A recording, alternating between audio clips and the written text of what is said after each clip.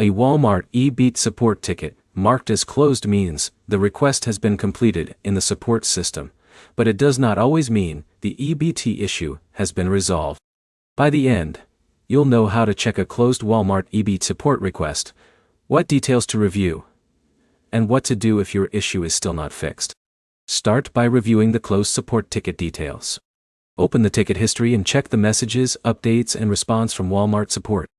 This shows whether the support team provided an actual solution or only completed the ticket status. Next, identify the exact EBT problem connected to the ticket. Check whether the issue involves an EBT payment, card usage, order payment, account information, or another Walmart service connected to your benefits. Once you know the exact issue, compare it with your current account status. Try the action that originally failed, and check whether the same problem still happens. If the issue continues, gather the information support will need. Include the date the problem happened, what you were trying to do, any error message you saw, and the previous support ticket details. Clear information helps support review the issue faster because they can see what was already reported. If the closed ticket did not solve the problem, contact Walmart support again and explain that the previous request was closed but the issue remains active. Provide the original ticket information and explain what still needs to be resolved. Avoid submitting repeated requests with different details for the same issue. Keeping one clear explanation makes it easier to follow the support history.